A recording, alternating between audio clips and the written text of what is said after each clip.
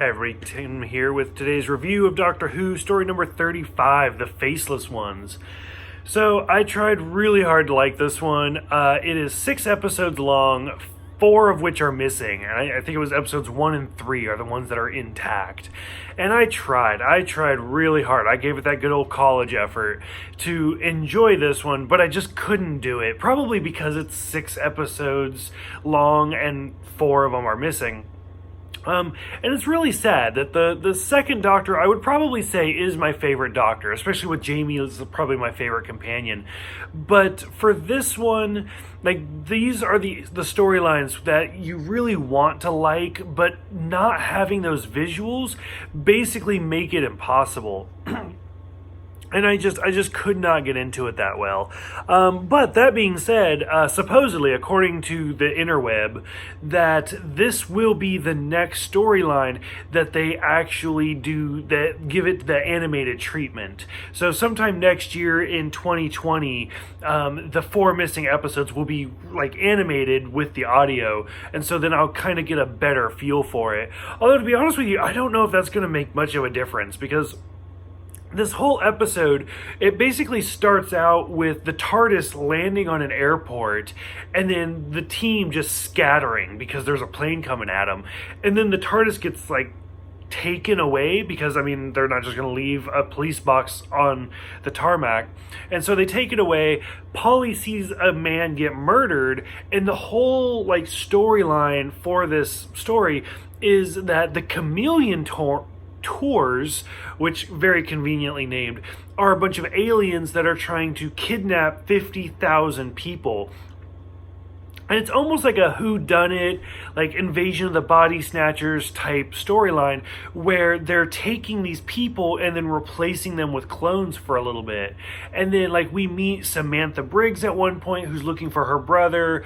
Polly and Jamie both get replaced with the duplicates, which is kind of weird because at that point Jamie stops using his accent. And the Doctor even says, like, oh, you didn't do a very good cloning job. And it's just kind of weird to hear him without the accent. And then, like, there's some interesting scenes with, like, the chameleon planes, and they watch them on radar, and then they stop, and they're like, oh, that plane just crashed. And the Doctor's like, well, how do you know? And they're like, well, it can't just go straight up into outer space. And the Doctor's like, can't it though?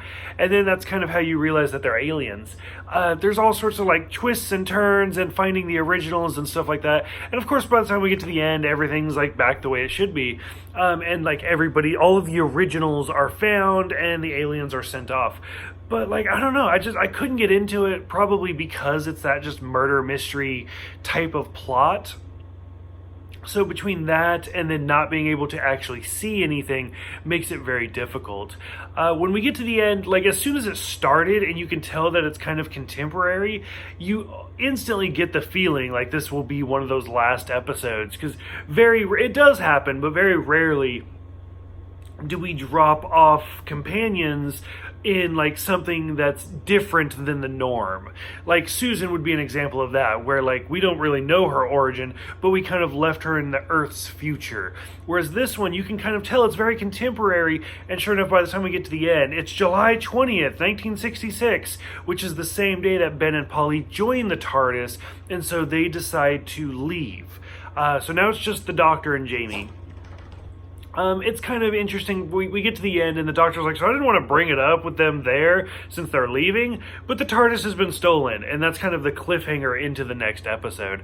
So overall, like, it was an interesting story. I did like it. Next year, I will be super excited to watch it, like, all animated, but overall, as of right now, I don't know, I wasn't quite feeling it the way I should be. And to be honest with you, I might actually redo, if anytime they re-release these with animation, I'll probably actually redo some of these reviews. So it'll be interesting to see how my opinion changes. So for those who have seen it, what did you guys think? Are you guys excited for the animated version? Let me know, and I will see you guys next time for The Evil of the Daleks.